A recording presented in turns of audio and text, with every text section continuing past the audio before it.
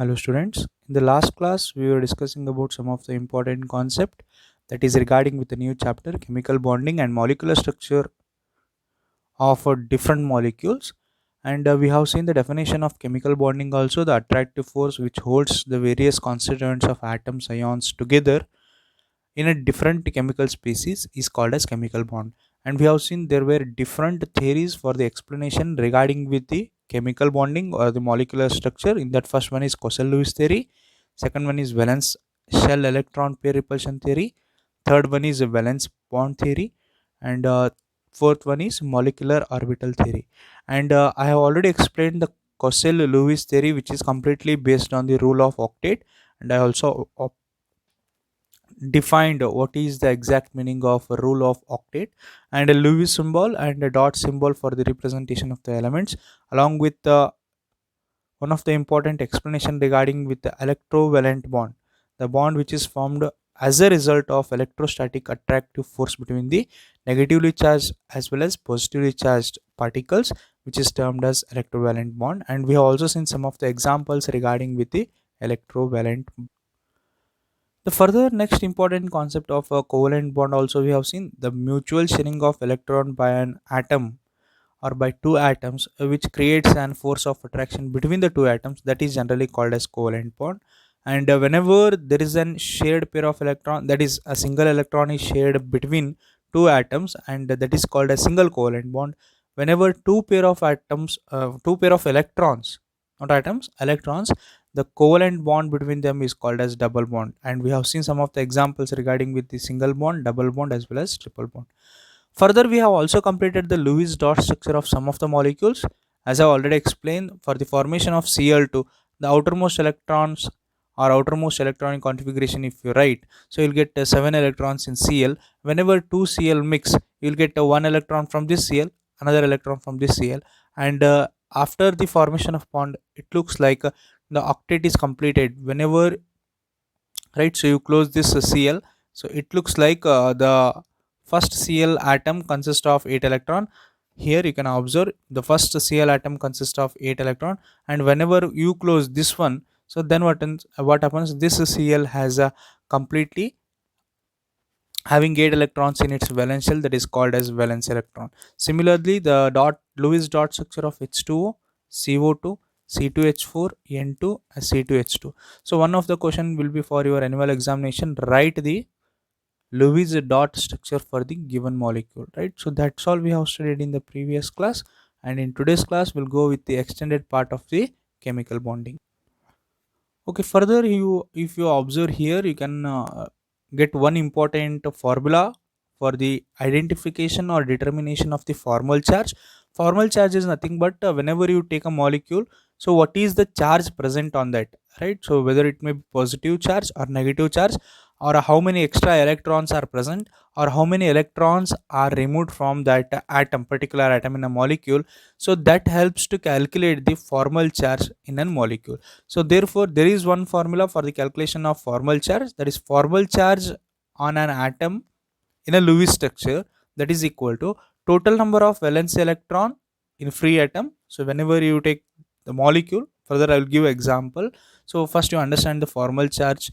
Formal charge in an atom in a Lewis structure, that is equal to total number of valence electron in a free atom. So whenever you take a free atom, so it consists of total number of electron minus total number of non-bonding lone pair of electron, which means some electrons are involved in bond formation and some there are free electrons which is present on the atom. So those are considered as the non-bonding, or they are also termed as a lone pair of electron, minus 1 divided by 2 into total number of bonding or shared electron, right? So here you can observe the electrons will be two types. So the electrons which are helpful in bond formation are generally called as bonding or shared electron, and the number of electrons which are having which are having no any part in the bond formation, or which are present along with the atom itself, those are called as non-bonding or lone pair of electron. The formula is very simple.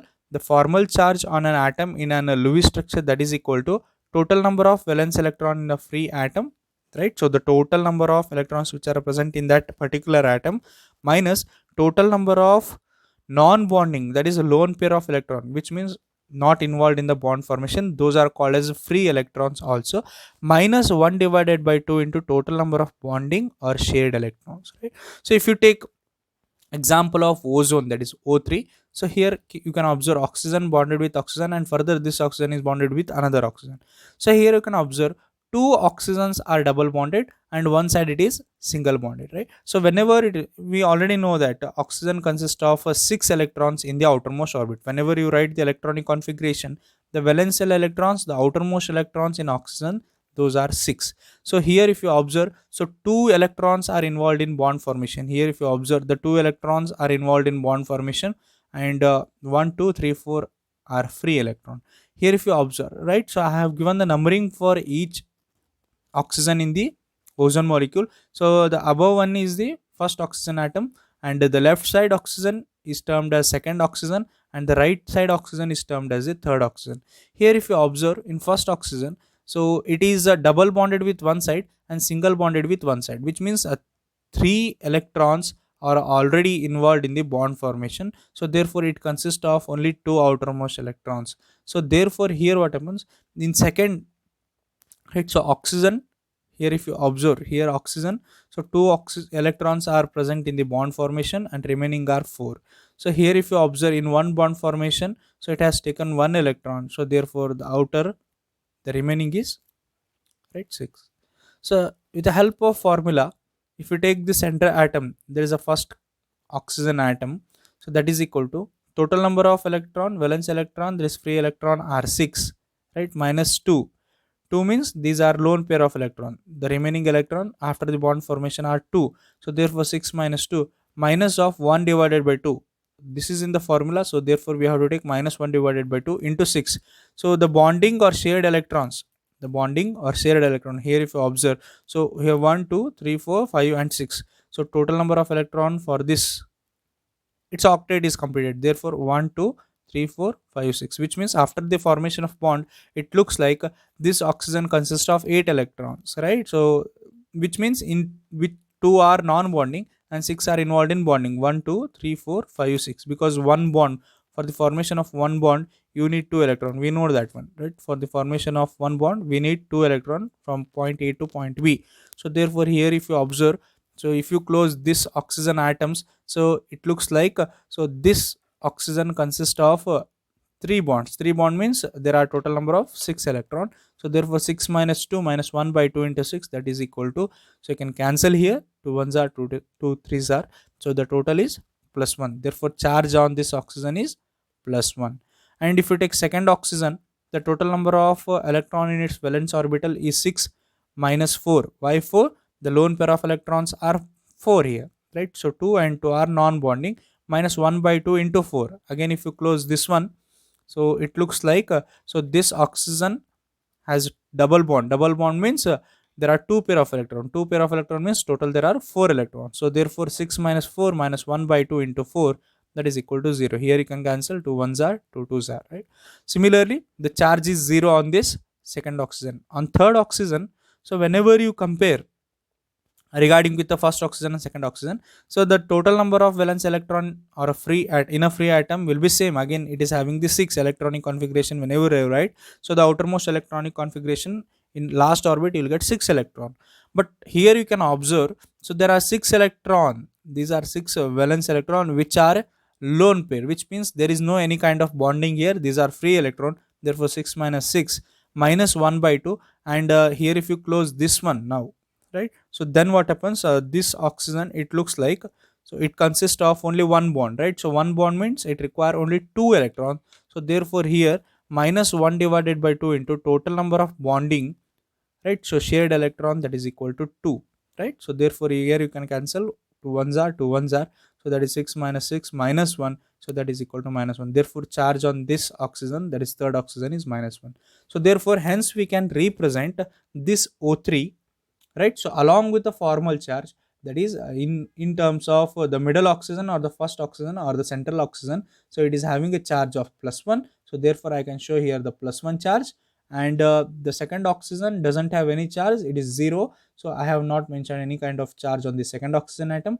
Similarly on third oxygen atom also, here if you observe, so the charge is minus 1. So therefore I can show that the -1 for the third oxygen atom, right? So therefore whenever you observe in case of any molecule, if you know the total number of valence electron, if you know the number of electrons which are not bonded or which are a lone pair of electron, and -1 by 2 into total number of bonding or shared electron, then you can give the formal charge on the molecule, right? So this can be asked for 1 mark in your annual examination, right? So define formal charge. So no need of definition, just write the formula. Formal charge is equal to total number of valence electrons in free atom minus total number of non-bonding or lone pair of electron minus 1 divided by 2 into total number of bonding or shared electrons. So further, if you go for the limitations of octet rule, so in case of limitations means there are certain hurdles for the exception of this octet rule. So octet rule cannot be satisfied for all the molecule, and we'll see what are the important limitations of octet rule. So in some compounds, the number of electrons surrounding the central atom is less than 8, which means even according to Kossel-Lewis theory, he says that the bonding takes place to attain the stability that we have already learned in the first class, right? So to attain stability, the molecules will try to donate the electron or to accept the electron. Then what happens? There is a formation of bond with the help of octet rule. But here in certain cases like lithium, chlorine, hydrogen, beryllium, right? So in this molecules, what happens, right? So here lithium and chlorine, hydrogen, beryllium, right? So and hydrogen, which means it is a lithium chloride, and the beryllium is bonded with the two hydrogen atom, which means here lithium can bond with chlorine even if there is no any kind of octet rule, which means even it does not consist of 8 electrons in the outermost orbit also, then also there is a chance of formation of bond. So why that happens, that cannot be explained with the help of octet rule. That is a special case. Similarly, beryllium also, when reacts with the hydrogen atom, so there is an stable bond formation, that is beryllium bonded with hydrogen, and another side also it is bonded with hydrogen. So this beryllium which is bonded with hydrogen, it is also forming the stable bond. But why that has already formed a stable bond even if there is no any kind of octet? Here if you observe, so there are two electrons from hydrogen, which means one electron from hydrogen, another electron from beryllium. When you observe, when you close this both, so then what happens, it looks like beryllium consists of only 4 outermost electron. But even if it violates the rule of octet, then also there is a formation of stable bond. But according to Kossel-Lewis theory, he said that only molecules which are having the ability for the formation of 8 electrons in its outermost orbit, or which are having the capacity of accepting the octet rule, only those molecules are capable of forming the bond formation. But here the rule violates. Lithium chloride also, so the outermost electronic configuration if you write, so after the bond formation, both atoms will have 2 electrons in the outermost orbit, but also there is a formation of a stable bond between lithium and chlorine. So that cannot be explained with the help of octet rule. Why such kind of bonds takes place even in the absence of octet rule has not been explained with the help of the Kossel-Lewis theory. That is the first important drawback. Second one is some molecules with odd electrons like a nitric oxide and NO2, nitrogen dioxide, does not satisfy the octet rule. Even if you take an example of NO, right? So that is a nitric oxide, nitrogen is double bonded with oxygen. Here if you observe, so the total number of electrons are odd, which means according to octet rule, the octet means it is 8 electrons in the valence orbit in the last orbit, which means it is a even number. But there are some molecules like nitric oxide, so and nitrogen dioxide. Here if you observe, the total number of electrons which are present after the bond formation are odd, which means they are violating the octet rule. Even if they are violating the octet rule, there is a stable bond formation between the atoms which are present in the nitric oxide as well as nitrogen dioxide. So therefore that is also second important drawback in case of octet rule. One is it cannot explain the stability or bonding in terms of the electrons which are less than 8, which means whenever the electrons are less than 8, there is also there is a chance of formation of a stable bond in the molecule, but that was not explained with the help of octet rule. And even there is whenever the odd electrons are present in the valence shell, that has also not explained with the help of octet rule. And some consist of more than 8 electrons around the central atom, and this condition is called as expanded octet. Expanded means increased, right? So therefore here what happens, there are certain examples like sulfur hexafluoride, that is SF6. Here if you observe, yes, F6, which means sulfur is bonded with 6 fluorine atoms. Whenever you write the electronic configuration here, so this sulfur consists of more than 8 electrons even after the bond formation. Therefore that also violates the octet rule. So, and this condition, whenever the atom even after the formation of bond consists of more than 8 electron in its valence orbit, that is generally given as expanded octet. Always remember, whenever there are more electrons than 8 or more than 8 electrons in the valence orbit, so or in the last orbit, in even after the formation of bond, that is called as expanded octet, right? So these are the three important limitation regarding with the octet rule. One is it cannot explain the stability of the bond or how the bond formation takes place in terms of whenever there is a less electrons than octet, which means whenever there are 8 less than 8 electrons in the last orbit, so there is also chance of formation of bond, but that cannot be explained with the help of octet rule. Second one is whenever in terms of odd electronic configuration, which means outermost electronic configuration consists of odd electrons, then also there is a formation of stable bond or there is a formation of chemical bond, but that was not explained with the help of octet rule. And third one is some atoms consist of more than 8 electrons. The condition is called as expanded octet. Even in case of expanded octet, so there is a chance of formation of stable bond, but that cannot be explained with the help of octet rule. So here one thing we have to observe is that the Kozel-Lewis theory has only a fixed point which has explained the bond takes place or the formation of bond takes place whenever it consists of only 8 electrons in the last orbit. Therefore they have derived the term as octet rule.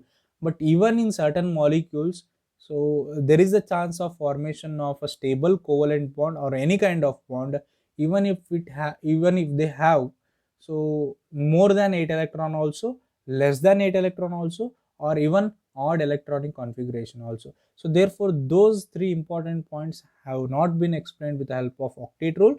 Therefore those are called as limitations of octet rule, right? So this can be asked for 2 marks in the annual examination. Explain the limitations or what are the importance in case of limitations, or give examples for the limitations of octet rule. One is less than 8, one is odd electronic configuration, and next one is so whenever it is having the electronic configuration greater than 8, which means which consists of more than 8 electron, which the condition is called as expanded octet. So further there is one important definition, that is ionic or electrovalent bond. So the bond formed between the ion or a charged particle, so that is generally called as ionic or electrovalent bond. Already we have seen the electrovalent bond in the previous class. So if you take the example of MX, that is metal bonded with the halogen atom, we'll call it as MX. So in which there are two processes. One is ionization enthalpy, which means the removal of electron from the last orbit of the atom. So therefore if you remove the electron from M, so it will convert into M plus by the removal of electron. And in second step what happens, the halogen atom which is already bonded with the metal, so that bonding takes place whenever this halogen get the electron from metal. So whenever this metal gives electron, this halogen atom accept this electron and it will convert into X minus, so which is called as electron gain enthalpy. Here if you observe, there are two processes. One is ionization enthalpy. Ionization enthalpy, as we already seen, so there is an removal of electron from the last orbit. For example, if I consider this as an nucleus and it consists of orbitals, so here what happens, so in case of last orbit, if you observe here there is an electron. So to remove this electron from the outermost orbital, so I have to give some amount of energy.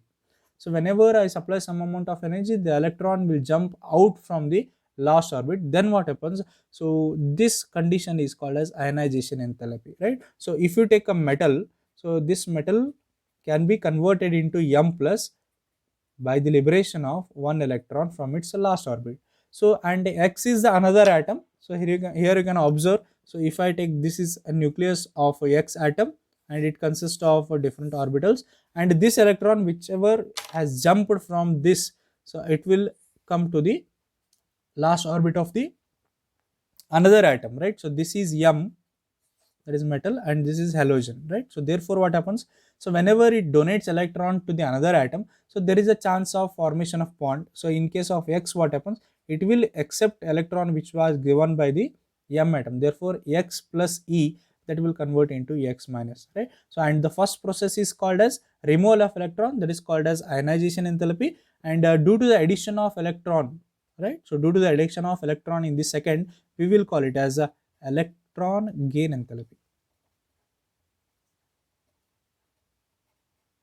right? So the removal of electron from the last orbit is generally recognized as the ionization enthalpy, and that removed electron is added to one more atom, that is X. So therefore that is called as, the process is called as electron gain enthalpy. Here one thing we have to observe is, during the transfer of electron from one atom to the another atom, so there is an formation of a bond between the, so first atom and the second atom, that is metal is bonded with the halogen.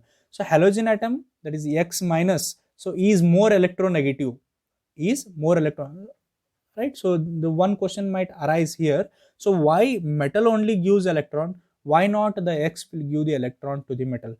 Because here X is more electronegative, it has capacity to extract the electron from M, right? So even if the metal has capacity to extract the electron, then it would have become, so it would have given electron from X molecules, that is halogen atom, to the metal.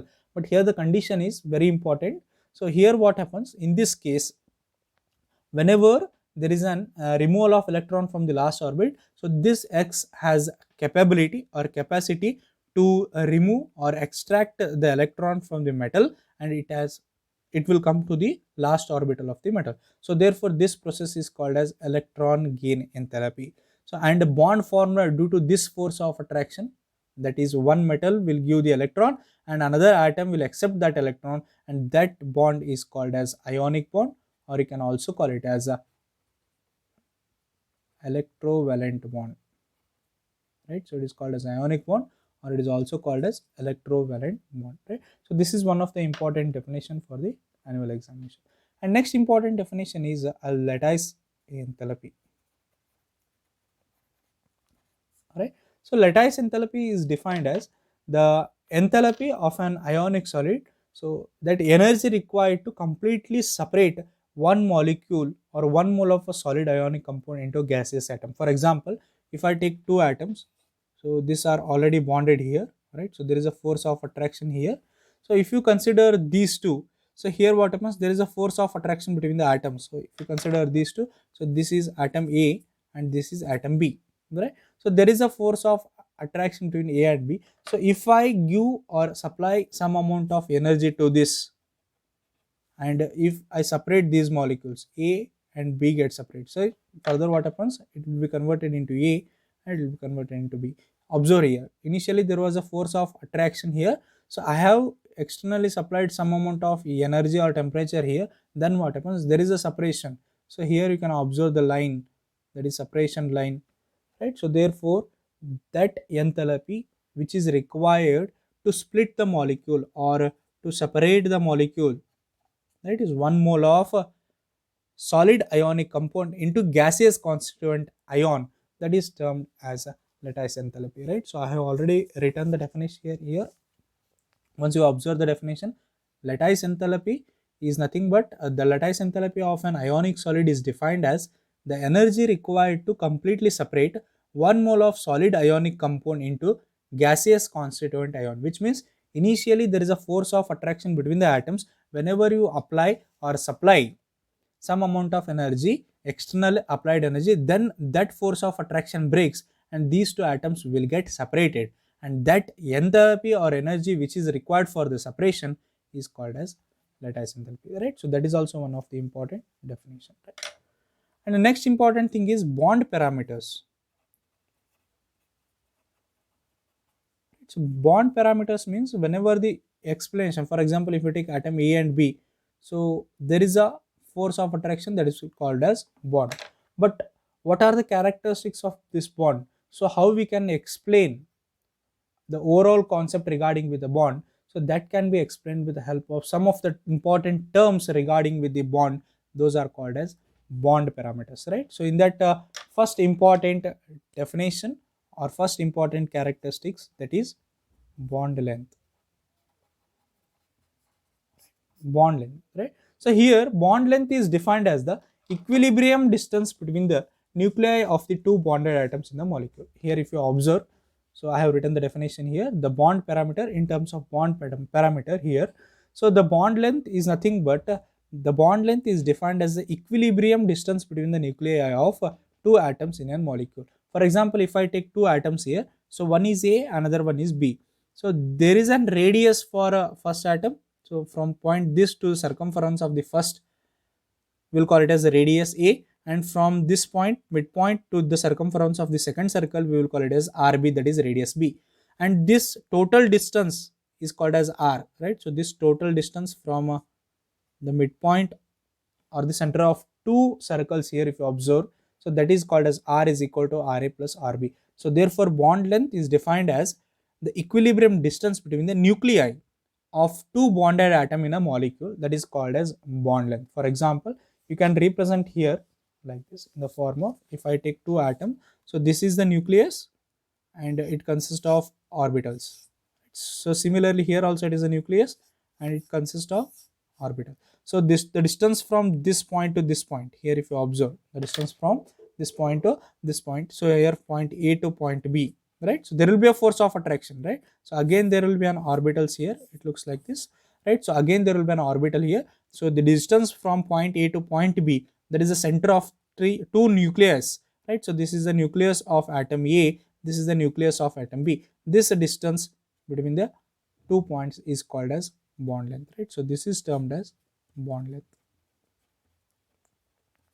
right? So this is the radius of A from point A to circumference of the first circle. This is taken as RA, and this radius is taken as, right? So that is RB. So therefore the total length R, if you consider that is a length R is equal to, that is RA plus RB, radius of A plus radius of B. The same thing I have written here, you can observe. So the bond length is nothing but, the bond length is defined as the equilibrium distance between the nuclei of the two bonded atoms in a molecule, that is capital R is equal to RA plus RB. And the last important definition here is the covalent radius. The covalent radius is measured approximately as the radius of the atom, so in which it is in contact with the core of an adjacent atom in a bonded situation. For example, if you take a covalent radius, here what happens? So the only thing important here you have to remember is adjacent atom. So it is not an exact value, it is an approximately measured value. Always remember, covalent radius is not exact value, it is approximately, that is measured value. So as the radius of the atom core with which is in contact with the core of the adjacent atom. For example, if you take two atoms, so one atom which is bonded already with the another atom, so that is the approximate distance between the two atoms, so that is generally called as covalent radius. So once we'll see what we have learned today. So in today's classes we have learned one important formula for the calculation of a formal charge here, and we know that formal charge in an atom due to or according to Lewis structure, that is equal to total number of valence electron in the free atom minus total number of non-bonding or lone pair of electron minus 1 divided by 2 into total number of bonding or shared electron, right? We have taken the example of ozone, and by knowing the valence electrons as well as bonding electrons and non-bonding electrons, we have calculated the charge on different atoms in case of ozone molecule. Along with that, we have seen some of the important limitations of the octet rule, in which one is so less than 8 electrons, another one is greater than 8 electrons, that is called as expanded octet, and the third condition is, so whenever the electronic configuration is having the odd electronic configuration, then also there is a chance of formation of the stable bond. And also we have seen the ionic or electrovalent bond, as I already explained here, lattice enthalpy, bond parameters which explain the complete information regarding to a particular bond, in which we have defined the bond length as well as covalent radius, right? So I have given some of the rough work here, and even I will give notes in your WhatsApp also. Thanks for joining. We'll continue in the next class. So if you have any doubts, you can ask me in case of WhatsApp also, right? So please write the notes carefully and very neatly, because it will be very helpful for your annual examination. Thanks for joining. We'll continue in the next class.